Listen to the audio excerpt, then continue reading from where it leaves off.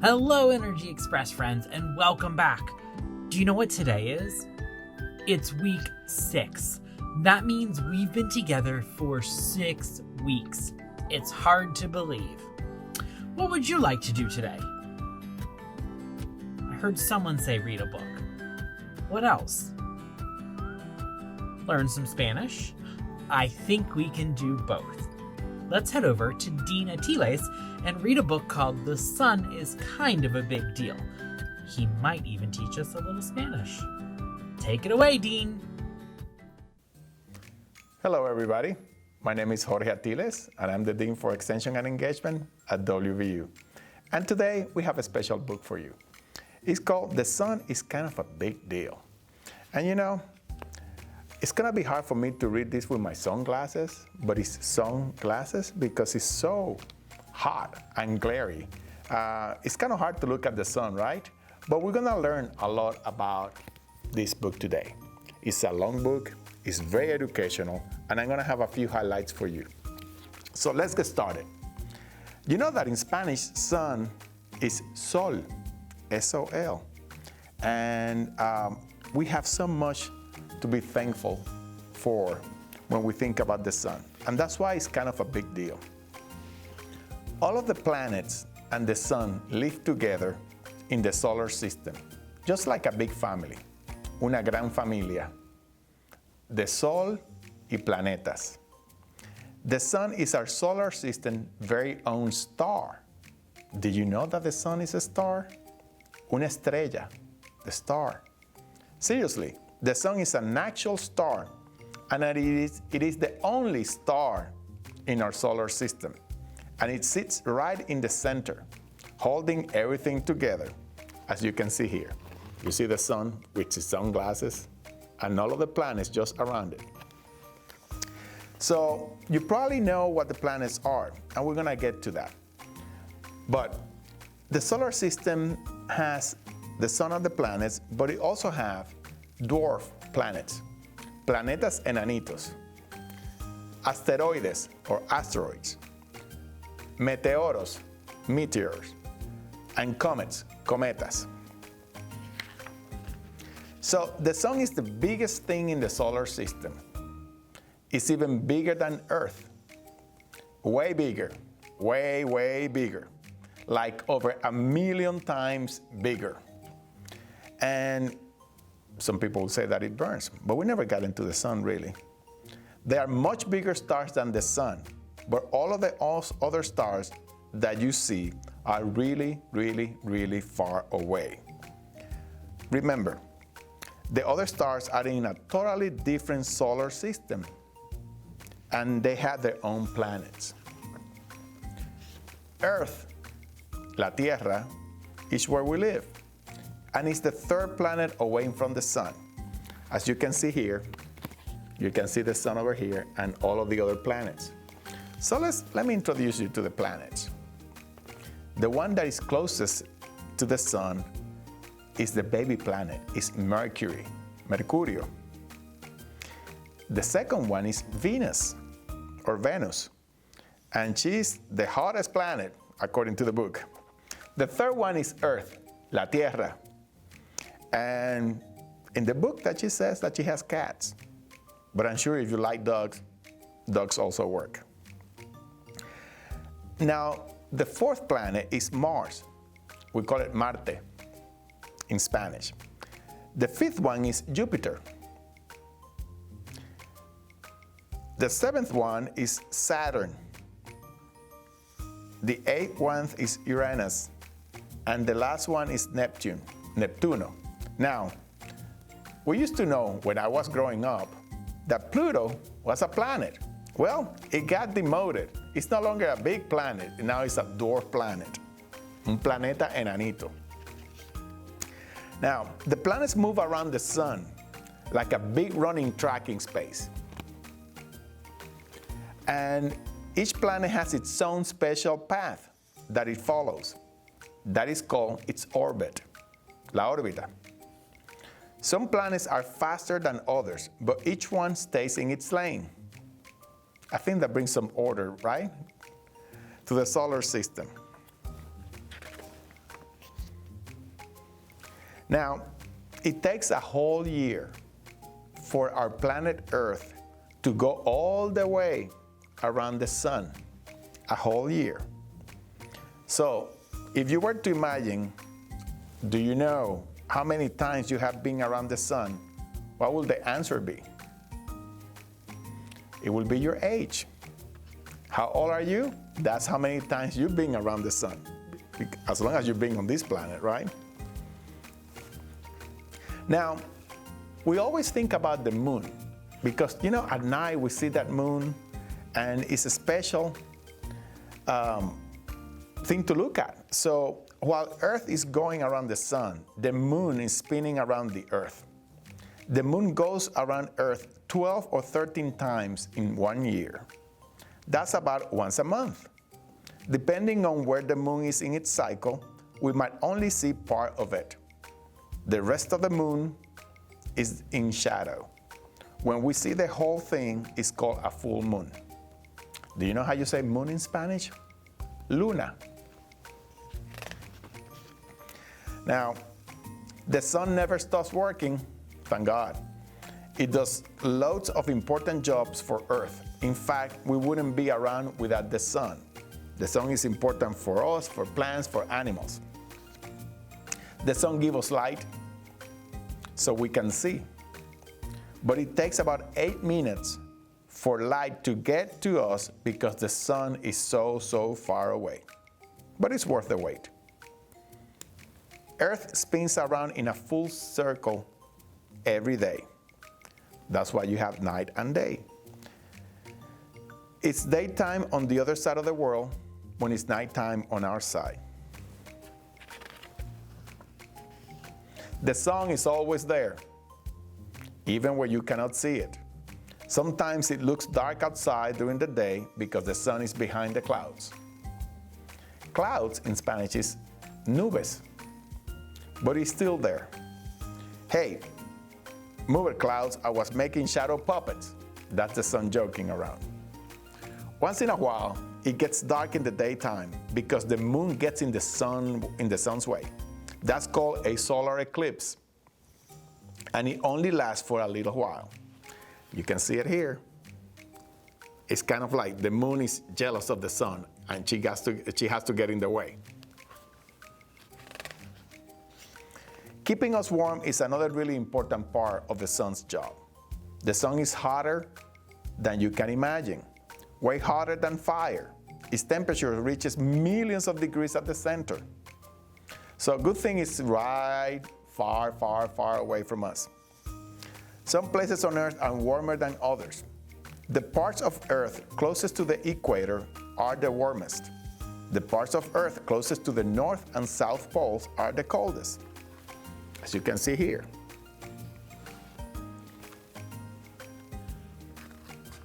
Now, the little red line that you just saw here, right in the center, kind of on the hips of the Earth, is called the equator, Ecuador. And do you know that's why the country Ecuador is named after? Because it's right there on the line of the equator. While Earth is moving around the sun, it is spinning on a tilt, kind of like moving around, but kind of on a tilt. That's why we have seasons. There are 4 seasons: spring, summer, autumn, and winter. Spring is primavera en español. Summer is verano. Autumn is otoño. And winter is invierno. Because of Earth's tilt, the top half and the bottom half of the world experience the seasons at different times. That's why when sometimes, it's summer up here, it might be winter somewhere down south. When the bottom half of the Earth is tilted towards the sun, it is summer there. This also means that the top half of Earth is tilted away from the sun, which makes it winter there. The sun's work isn't done yet. Every day, the sun also has an important job in the water cycle. It creates condensation, and when you have condensation in the clouds, then you have precipitation, which is the rain or winter fall. And then you have water that replenishes the earth, and then the water evaporates. That's the water cycle. And I urge you to read more about that in this book so you can learn all about the water cycle. The sun is pretty great. It's always around, keeping the whole solar system together. It gives us light and keeps us warm. It helps bring us rain and grow plants to produce the oxygen that we breathe. Oxygen in Spanish is oxígeno. It's such a big part of our lives that we wouldn't be able to live without it. The sun works really hard to help us out, and that's why it's kind of a big deal. I hope you have enjoyed Energy Express through the West Virginia Public Broadcasting, and we hope to see you again next year. Enjoy these episodes also on YouTube, and we thank you for taking the time to learn with us. And from a book about the hot sun to a hot potato. That's right, we're gonna go learn how a potato has energy.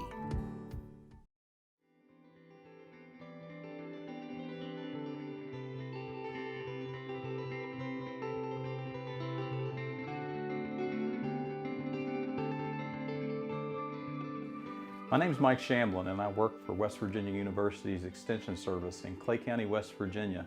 And today I'm here to talk to you a little bit about how the sun is so important to us and where all of our energy comes from. You know, as we think about our electronics and the things that we use on a daily basis, our cell phones, doesn't take a lot of energy. But for me, one of the neat things I now own is a solar panel, and the sun provides me with the energy that I need to power my device. A solar panel is a really neat way to harvest energy at very little to no cost, and then it's stored inside of this little battery that's part of the case. It's a neat idea. It's something that's been around for a while, and now it fits in your pocket. But it's really not all that new. You see, nature's been doing it for a very long time. It takes the sun's energy and it stores it in such a way that we can utilize it later on. For instance, let me show you nature's solar panel. I introduced to you Mr. or Mrs. Potato. And so through the power of the sun and this plant's ability to harvest that energy through a process we call photosynthesis. You see, this plant takes in the carbon dioxide that we expel, and it takes in water through soil nutrients. It has in its plant, in its solar cell, if you will, chloroplasts filled with chlorophyll. It gives it its green color. And with that light energy, with the sun's energy, it's able to convert the CO2, the water, into sugars, and then also oxygen, which we breathe again. It's a really neat process. And as the plant grows, it stores that energy down its stem, and we eventually get our own little battery, if you will. Today, what we'd like to show you is that we can harvest that light energy right back from the potato again as we set up a series of our own potato batteries. Stick with us. Hi, I'm Jennifer Friend, and I am the Agriculture and Natural Resources Extension Agent in Harrison County. And now that we know how potatoes are made from photosynthesis, we're going to make a battery from 2 different potatoes. By the way, before you start cutting your potato, make sure you ask an adult to help you get it cut up, as well as with getting the nails and copper into your potato. So I already have one of these cut in half, and we're going to cut the other one in half and try not to cut ourselves.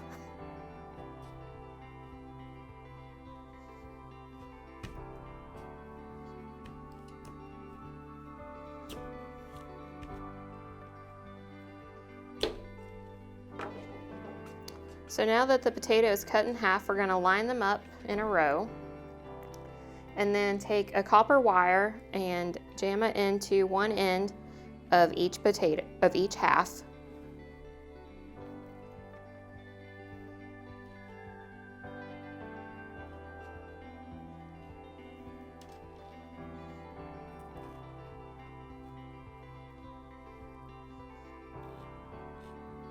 And then we're going to take a galvanized nail and put it in the other end of each potato.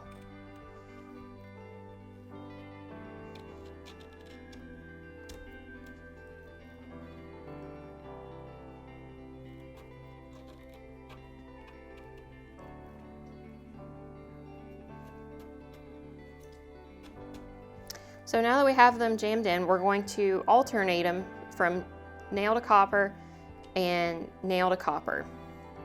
Now that that is done, we're going to start making our circuit with these alligator clips and connect copper to nail from potato 1 to potato 2, and then 3 to 4, and then we'll go on this other side and do 2 to 3.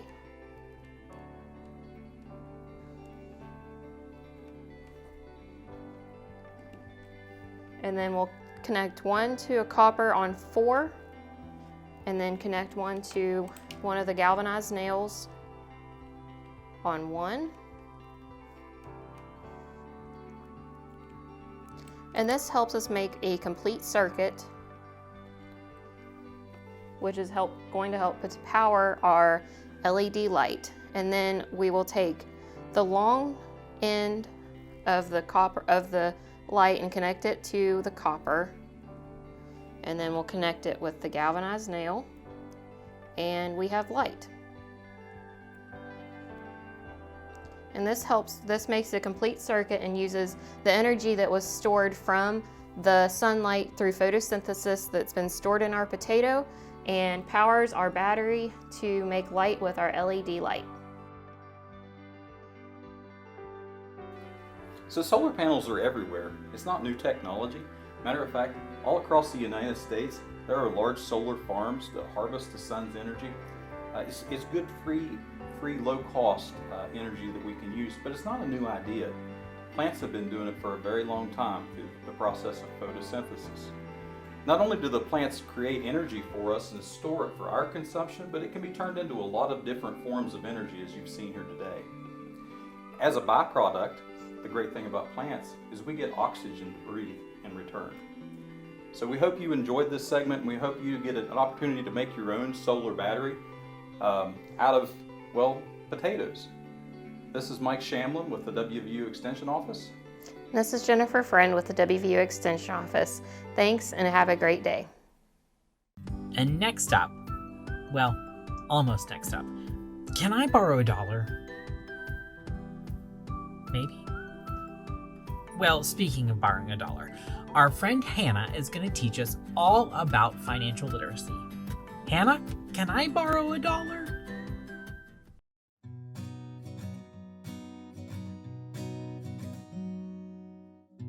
Hi, my name's Hannah Fincham, and I work for the West Virginia University Extension Service in Randolph County. And today we're going to be talking about financial literacy. That's a big word though. What does that mean? It means money. Look, I have $1. So we're going to be talking about how we use our money. And we like to do it in 3 parts. There's spend our money, save our money, and share our money with others. So spending our money is what we really need. So if we're spending money, we're spending it on the things that we must have to live. So what are some things that we must have to live? We need food. So we have some food over here, okay? Different types of foods. We need necessities like shampoo. And in the summer, we need sunscreen, toothpaste, a toothbrush. We need to brush our hair. Okay, so those are some of the things that we need. We also need clothing. So we have shoes, and we have a fabulous 4-H t-shirt. So yours may not look exactly like this, and you may not have the things here, but these are all the things that we need to spend our money on. None of these are free, but we need them. So we spend our money on those. So we might save our money on something that we want. So we need food, and we need hygiene materials, and we need clothing. about this guy? He's fun. Do we need a stuffed animal? Nope, we don't. So that's off our table. So that toy would be something maybe we would save money for. And maybe we would share our money with an organization or a church that means a lot to us. So for needing money, we want to take the money that we have, so let's say we have $1, and we want to split that up. So we can't actually split a dollar bill, but a dollar bill can also equal lots of different coins. So I have nickels and dimes here, but you can also use quarters and pennies and nickels and dimes to make up a dollar. So when we talk about spending, saving, and sharing money, we're really talking about breaking our dollar into percentages or smaller amounts. So if we have $1, we are going to spend just 10 cents of it for every dollar. So we're going to put that in a piggy bank. And I have this really cool 3-part piggy bank here, which you won't have at home, but that's okay because we can make our own. So this 3-part piggy bank has spend, save, and share. And when you talk with your parents, you can decide how much of my dollar should I put in each one of these. So we said 10 cents, which is 10% of $1. So if I had 10 dimes, I would take one of those and put it in here. But you probably don't have this at home. So you can use any container. I have a vase here. It would make an excellent piggy bank. I have a beautiful 4-H mug. It would also make an excellent piggy bank. So we can put our money in there. But something that I really like to do is not just have a vase or a cup here to save or spend our money in, but we want to have a picture of what it is that we want on the front of it. So most of our basic needs are probably being met by an adult. So our food is probably provided for us, our clothing is probably provided for us, but what's something that you might need that you can spend your money on? So something I thought of was ice cream. Ice cream is a food and we need food, but we don't need ice cream all the time. It's a sometimes food. So we can put a picture of ice cream on our container so that we know that the money in here is going to be used for ice cream. So I have 1 dime and I can put it right there. Now, that doesn't look like a whole lot, but when you put a whole bunch of dimes in there, so if you have several dollars and you put several dimes into the spend jar, then you'll have enough eventually, not very far in the future, to get yourself an ice cream. So that is how we hopefully are going to make our spend jar at home. As I said, it can be anything. And if you would like to include more than one thing, I do encourage you to cut out a picture from a magazine or take a picture of something you would like and put it on here and know that that money is going for whatever's on the front. So my dime in here is going to be saved for to spend on ice cream. So I hope now that we can think about how we're going to spend our money. So hopefully you've learned something today and you can go make your own jar for spending. Thanks so much. And next up, we go into Belinda's kitchen to make something extremely yummy. We're gonna make some energy bites. Take it away, Belinda. Hello, I'm Belinda Nicholas from the WVU Family Nutrition Program. I am a nutrition outreach instructor. Welcome. Come on into my kitchen and let's make today energy bites. Energy bites are made with peanut butter, honey, rice cereal, dry milk, and oatmeal. Yes, you can have your children there in the kitchen to help you make them. It will be fun. So, first of all, these energy bites are full of protein and you can add certain things. If you have chocolate, if you have coconut, anything like that to add here.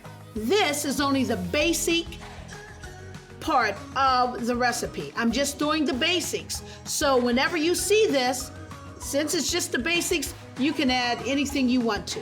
You can use your chunky peanut butter. Today I'm using smooth peanut butter, okay? So come on, let's get started.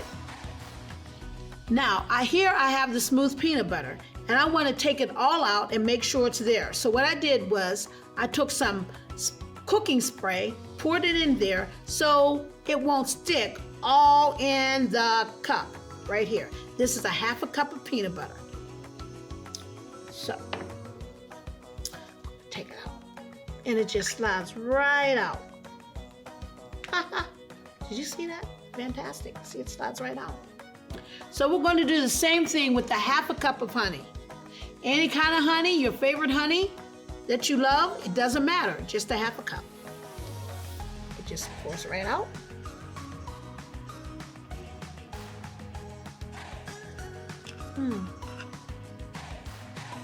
There it is, it just comes right out. Also a half a cup of rice cereal. 1/3 of a cup of dry milk. I use 1/3 of a cup. If you use any more, it might dry out the recipe. Last but not least, a cup of oats, for lots of fiber.